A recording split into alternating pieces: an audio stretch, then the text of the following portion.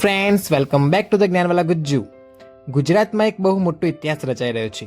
એક દેશ એક કાયદો જેવી ચર્ચા વર્ષોથી ચાલી હતી, રાઈટ? પણ હવે ગુજરાતમાં એ હકીકત બનવા જઈ રહી છે. ઉત્તરાખંડ પછી ગુજરાત હવે બીજું એવું રાજ્ય બનશે જેણે વિધાનસભામાં યુસીસી એટલે કે સમાન નાગરિક સંહિતા બિલ રજૂ કર્યું છે. શું છે આ બિલ અને તમારી લાઈફમાં એની શું અસર થશે તે જાણીશું આપણે આ વિડીયોમાં. સૌ પ્રથમ વાત કરીએ તો યુસીસી છે શું. યુસીસીનું ફૂલ ફોર્મની વાત કરીએ તો યુનિફોર્મલ સિવિલ કોડ. મિત્રો, આપણા ભારતીય બંધારણમાં અનુચ્છેદ 44માં આનો સ્પષ્ટ ઉલ્લેખ થયેલો છે.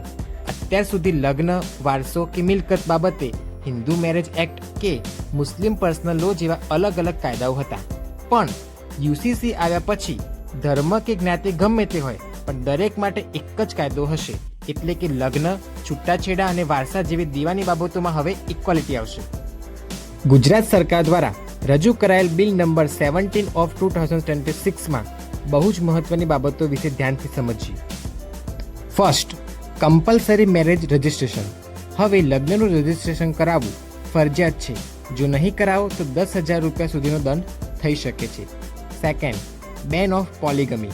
એકથી વધુ લગ્ન કરનાર વ્યક્તિને હવે 4 વર્ષની જેલની સજાની પણ જોગવાઈઓ છે, એટલે કે બહુપત્નીત્વ હવે કડક પ્રતિબંધ છે. Third, uniformal divorce rule. છૂટાછેડાના નિયમો હવે દરેક ધર્મ માટે એક સમાન રહેશે. હવે કોર્ટની બહાર લેવાયેલા છૂટાછેડા અમાન્ય ગણાશે. Fourth, live in relationship. સૌથી ચર્ચિત મુદ્દો. લિવ ઇન રિલેશનશિપમાં રહેતા યુગલોએ 3 મહિનાની અંદર રજિસ્ટ્રેશન કરાવવું ફરજિયાત છે. આ કાયદો છેતરપિંડી રોકવા અને સુરક્ષા આપવા માટે છે. તો આ કાયદામાં કોને છૂટ મળી છે?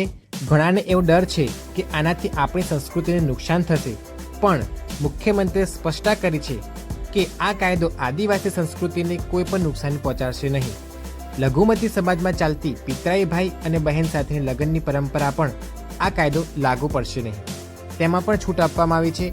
આ બિલ માટે સુપ્રીમ કોર્ટના નિવૃત્ત ન્યાયાધીશ રંજના દેસાઈની અધ્યક્ષતામાં 5 સભ્યોની સમિતિએ લાખો લોકોના સૂચનો લઈને આ રિપોર્ટ તૈયાર કર્યો છે. યુસીસીની ચર્ચા તો છેક બ્રિટિશ શાસનથી ચાલતી આવી રહી છે.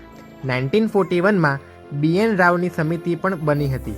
અત્યાર સુધી માત્ર ગોવા એકમાત્ર એવું રાજ્ય હતું જ્યાં પોર્ટુગીઝ સમયથી સમાન નાગરિક કાયદો હતો, પણ હવે ગુજરાત પણ આ દિશામાં આગળ વધી રહ્યું છે. આ કાયદો મહિલા સશક્તિકરણ અને રાષ્ટ્રવાદની ભાવનાને મજબૂત કરવા માટે જરૂરી માનવામાં આવે છે. તો આ હતી યુનિફોર્મ સિવિલ કોડની સંપૂર્ણ માહિતી. તમને શું લાગે છે, આ કાયદો આખા દેશમાં લાગુ થવો જોઈએ? તમારી રાય આ કોમેન્ટમાં ચોક્કસ જણાવજો.